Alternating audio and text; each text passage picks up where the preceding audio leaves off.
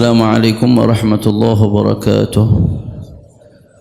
Alhamdulillah wassalatu wassalamu ala Rasulillah Sayyidina Muhammad ibn Abdullah wa ala alihi wa sahbihi wa man walah. Subhanaka la ilma lana illa ma 'allamtana innaka antal alimul hakim.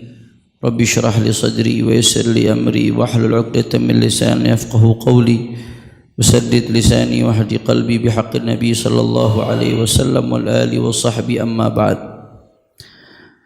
قال المصنف رحمه الله تعالى ونفعنا به وبعلومه في الدارين آمين إلى قوله تعالى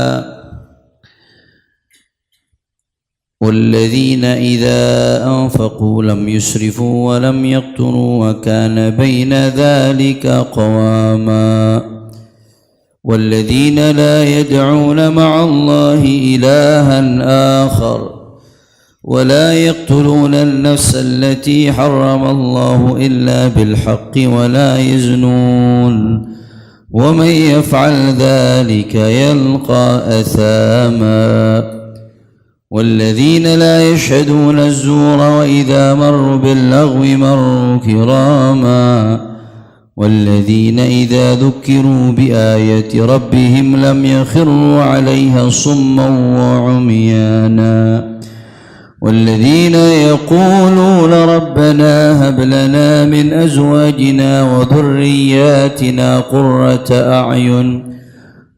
أعين واجعلنا للمتقين إماما.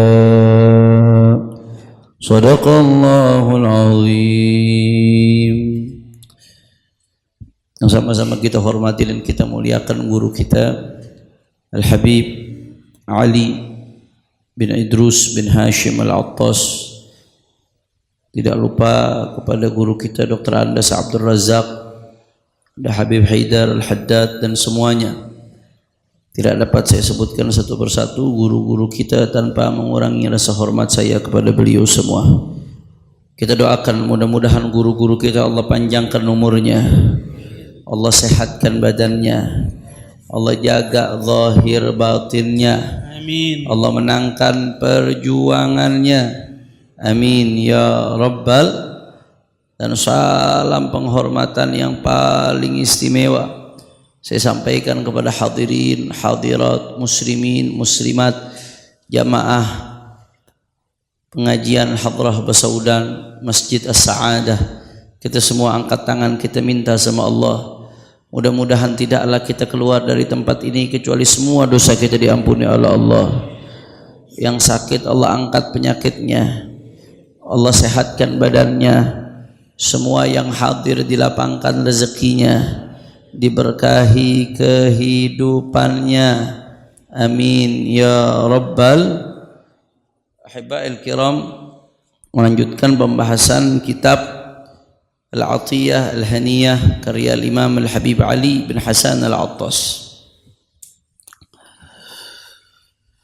Beliau mengutip masih firman Allah Ta'ala yang menyebutkan tentang sifatnya ibadur rahman, sifatnya hamba-hamba Allah yang saleh, yang dijanjikan surga oleh Allah Subhanahu wa ta'ala. Yang di ayat sebelumnya kita sudah bahas alladzina yamshuna 'alal ardi hauna wa idza khatabahumul jahiluna qalu salama walladzina yabituna lirabbihim sujjadan wa qiyama والذين يقولون ربنا اصرف عنا عذاب جهنم إن عذابها كان غراما إنها ساءت مستقرا ومقاما. Itu kita sudah bahas ayat itu. Kita lanjut ke ayat berikutnya, walladzina idza anfaqu lam yusrifu wa lam yaqturu wa kana baina dzalika qawama. Ini karena Habib Ali bin Hasan Al-Attas ngutip ayat, jadi mau enggak mau kita bahasnya tafsir. Karena kalau bicara soal ayat, maka merujuknya memahami ayat ke kitab-kitab tafsir. Kalau bicara soal hadis, maka cara memahaminya sesuai dengan pemahaman ulama. Jangan pakai akal-akalan sendiri, merujuk ke syuruhul hadis, syarah hadisnya para ulama. Jadi kita jangan ujub dengan pemahaman kita sendiri. Belum tentu pemahaman kita sesuai dengan pemahaman para ulama dari masa ke masa, dari generasi ke generasi, pemahaman yang bersambung sampai kepada baginda Nabi besar Muhammad sallallahu alaihi wasallam. Melanjutkan ayat berikutnya, bagaimana termasuk sifatnya hamba-hamba Allah yang saleh yang dijanjikan akan masuk surganya Allah Subhanahu wa taala. Walladzina idza anfaqu lam yusrifu. Di antara mereka hamba-hamba Allah yang soleh adalah mereka yang manakala mereka berinfak, mengeluarkan uangnya, mengeluarkan biayanya, lam yusrifu, mereka tidak mubadzir. Tapi walam yakturu, tapi di sisi lain tidak juga pelit. Wa kana baina dzalika qawama, di tengah-tengah, seimbang. Nah, jadi ini termasuk sifatnya hamba-hamba Allah yang soleh. Ya, dia nggak mubadzir, nggak berlebihan juga dalam infak, sehingga kalau menggunakan uang melewati batas kebutuhannya. Apalagi kalau bicara soal kemauan, waduh, kemauan gak ada habisnya. Kalau kebutuhan insya Allah cukup, tapi kalau kemauan nggak bakal ada habisnya. Yang namanya kemauan nggak bakal ada habisnya. Di dalam hadis Rasulullah SAW mengatakan laukana libni Adam wadiyan labtagha salisan, lawadiyan min dhahab labtagha salisan wala yamla'u fah illa turab. Kata Rasulullah SAW, anak Adam nih manusia, saking tamaknya manusia, saking banyaknya kepengenannya manusia kagak ada habisnya. Andai kata ada anak cucu Adam punya 2 lembah emas, orang punya 2 lembah emas, banyak apa kagak tuh? Bukan banyak lagi, 2 lembah emas. Emas sekilo aja udah berapa? 1 miliar. Ini 2 lembah emas. Itu dimakan jangankan 7 turunan, 1000 turunan gak habis. 2 lembah emas. Tapi saking manusia, sifatnya manusia itu ya tamak. Dia pengennya ya lebih terus. Kalau mau diturutin keinginannya gak ada habisnya. Apa kata Nabi? Labtagha salisan. Maka kalau dia punya 2 lembah emas, pasti masih pengen lagi lembah yang ketiga. Punya yang ketiga, pengen yang keempat. Punya yang keempat, pengen yang kelima. Nggak ada habisnya, udah nggak ada habisnya. Wala yamla'u fahu illa turab. Padahal mulut dia cuma akan dipenuhi oleh debu. Ujung-ujungnya mulutnya dipenuhi oleh tanah. Itu duit yang dia kumpulin sebanyak-banyaknya nggak bakal dia bawa mati. Ujung-ujungnya yang ngisi mulut dia apa? Tanah. Mayatnya, jenazahnya akan dihadapkan ke tanah. Ujung-ujungnya badannya akan dipenuhi dengan tanah. Nggak ada yang dibawa itu semuanya. Makanya manusia kalau nurutin keinginan nggak ada habisnya. Pengen jabat, Allah kasih ngejabat. Sekali nggak cukup, pengen 2 kali. Akhirnya ngejabat 2 kali. 2 kali nggak cukup, pengen 3 kali. Oh nggak bisa 3 kali. Ya udah dah, kalau nggak bisa 3 kali perpanjangan, nggak bisa perpanjangan. Oh nggak bisa perpanjangan, ya udah anakannya aja dah, anakannya dah. Ada yang begitu? Itu di negara Konoha, Wakanda. Itu karakter manusia begitu emang, nggak ada habisnya. Udah kalau udah bicara keinginan, nggak ada habisnya. Maka sifat orang soleh itu seperti apa? Dia infak bukan sesuai keinginannya, tapi sesuai hajatnya. Pengeluarannya itu sesuai dengan hajat, sesuai dengan kebutuhan. Kira-kira jelas atau tidak? Jadi tolak ukur mubadzir itu kalau udah berlebihan dari kebutuhan itu bisa jadi mubadzir tuh. Nah, di sini di tafsir Ibn Katsir disebutkan laisu bimubadzirin fi infaqihim fayasrifun fauqal hajah. Sifat orang soleh itu lam yusrifu, kalau infak nggak berlebihan. Maksudnya nggak berlebihan apa kata Ibn Katsir? Tidak mubadzir di dalam infak. Maka mereka tidak mengalokasikan uangnya untuk lebih dari hajatnya. Beb, kalau sedekah bagaimana? Sedekah sebanyak apapun sedekah itu hajatmu untuk akhiratmu. Tapi kalau barang-barang yang kita beli belum tentu hajat kita. Tapi kalau sedekah sebanyak apapun sedekah itu kebutuhanmu buat akhiratmu. Tapi di sisi lain nggak juga berlebihan pelit. Walam yakturu, jangan juga berlebihan pelit. Kotor itu sama kayak seperti syuh. Jadi ada bakhil, ada iqtar. Iqtar ini di atasnya bakhil. Kalau bakhil, orang pelit nih, pelit buat diri kita sendiri, disebut apa? Bakhil. Pelit buat orang lain disebut bakhil. Sebut bakhil. Pelit terhadap apa yang bukan kewajibannya, itu bakhil. Kalau orang syuh, iqtar, sampai yang buat dirinya dia gak mau keluarin. Buat apa yang udah jadi kewajibannya dia gak mau keluarin. Itu namanya syuh. Orang soleh gak begitu. Jadi orang soleh itu dia kalau infak ya tidak berlebihan, tidak mubadzir, karena orang yang mubadzir itu temannya setan. Tidak juga kelebihan pelit.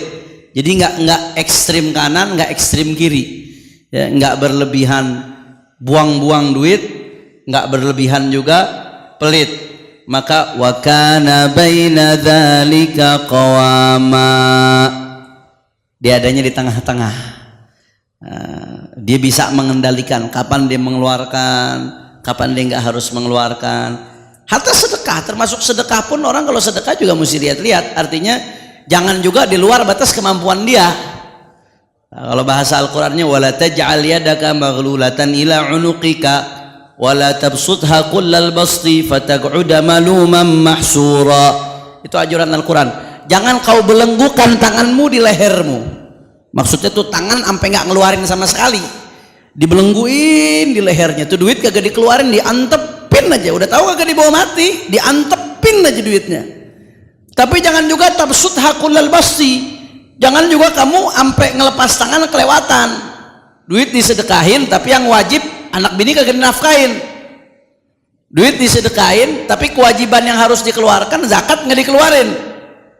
Jangan juga.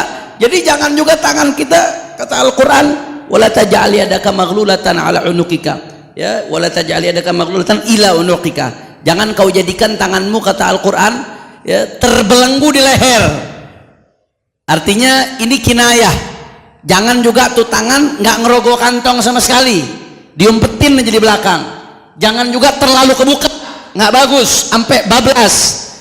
Fataq'uda maluman mahsura. Maka yang benar bagaimana? Wa kana baina dzalika qawama. Yang betul di tengah-tengah, mengendalikan dengan baik, cerdas. Makanya di dalam hadis riwayat Al-Imam Ahmad, min fiqhir rajuli rifquhu fi ma'isyatih, ya, termasuk fikihnya seorang laki-laki, seorang rajul, bukan aja sekedar faham man halal man haram, bukan sekedar faham hukum ini hukum itu, enggak, termasuk pemahaman seorang terhadap agamanya, bagaimana dia bisa berlemah lembut di dalam pengeluarannya sehari-hari. Dia bisa ngatur dengan baik keuangannya, sehingga buat dunianya peruntukannya jelas, buat akhiratnya peruntukannya jelas, enggak tertahan, enggak juga bablas sampai akhirnya anak bininya susah. Itu min fiqhir rajul, termasuk pemahaman seorang rasul, seorang terhadap agamanya. Makin paham dia terhadap agama, makin pinter dia ngelola keuangannya untuk kepentingan bukan hanya dunia, tapi juga mikirnya untuk kepentingan akhirat. Ma'ala man iktasad. Nah, dalam hadis lain riwayat Imam Ahmad juga, ma'ala man iktasad. Kata Nabi SAW, orang yang iktisad itu sederhana. Tadi iktisad itu tengah-tengah, seimbang, enggak mubazir, enggak juga berlebihan, enggak juga pelit. Iktisad ma'ala, kata Nabi SAW, ay maftaqar. Orang kalau yang bisa ngatur dengan baik, enggak mubazir tapi enggak juga pelit, ma'ala. Orang yang seperti itu enggak bakal fakir. Mudah-mudahan kita termasuk golongan yang ini insyaallah. Bahkan dalam hadis lain riwayat Al-Bazzar yang dikutip oleh Imam Ibn Katsir, Rasulullah mengatakan, ma ahsanal qasda fil ghina wa ma ahsanal qasda fil faqri wa ma ahsanal qasda fil ibadah. Kata Rasulullah sallallahu alaihi wasallam, alangkah indahnya, subhanallah, syuf, Rasulullah ngajarin kita manajemen hidup yang diajarin sama Rasulullah sallallahu alaihi wasallam. Alangkah indahnya tengah-tengah di dalam kekayaan, al-qasda fil ghina, ketika kita lagi mampu melakukan pengeluaran tengah-tengah, artinya enggak mubazir, tidak juga pelit.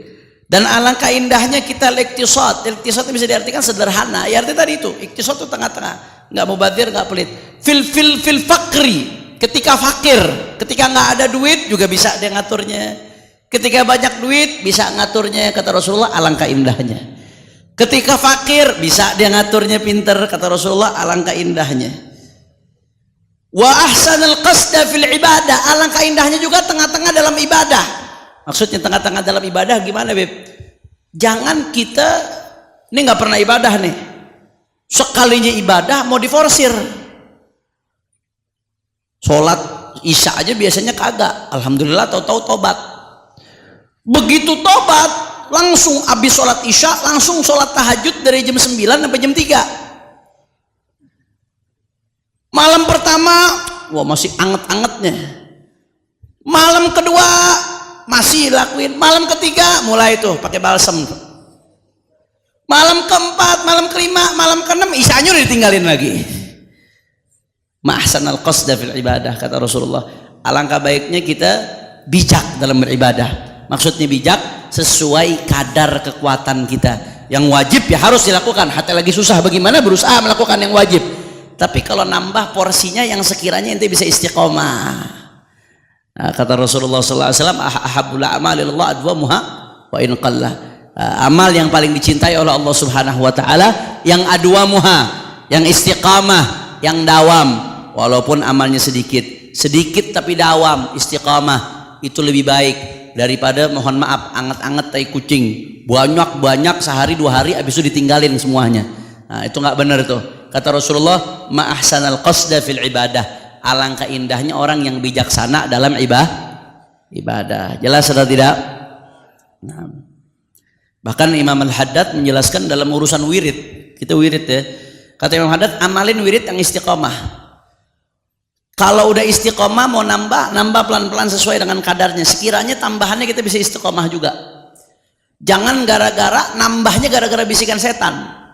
Bagaimana nambahnya gara-gara bisikan setan? Contoh, biasanya di istiqomah ratibal atos ba'da maghrib misalkan. Akhirnya aneh lagi semangat nih, nambah saya ba'da maghrib sekalian saya mau nambah ratibal haddad. Habis ratibal haddad saya mau baca al-asmaul husna. Habis baca al-asmaul husna saya baca yasin 3 kali. Habis yasin 3 kali saya mau baca tabarok. Habis baca tabarok saya mau baca waqiah. Habis itu setiap malam saya mau baca maulid habsyi. Habis itu maulid tiba. Wah.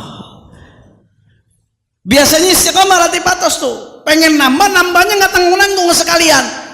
Hari pertama, kedua, ketiga, keempat jalan, kelima jalan. Begitu ke-6 ratib atasnya udah ditinggalin juga.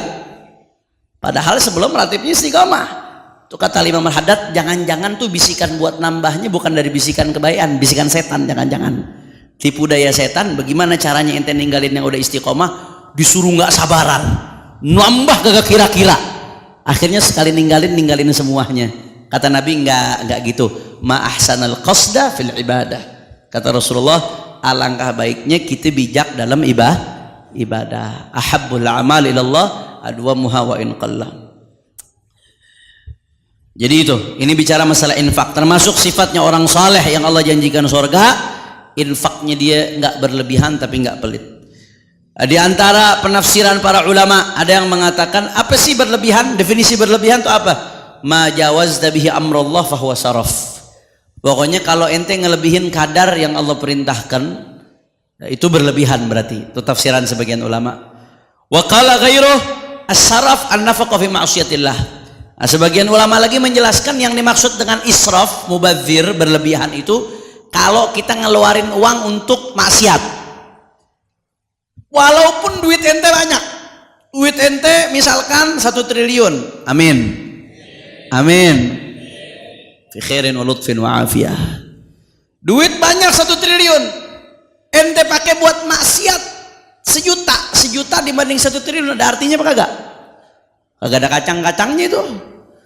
Gak ada artinya 1 juta.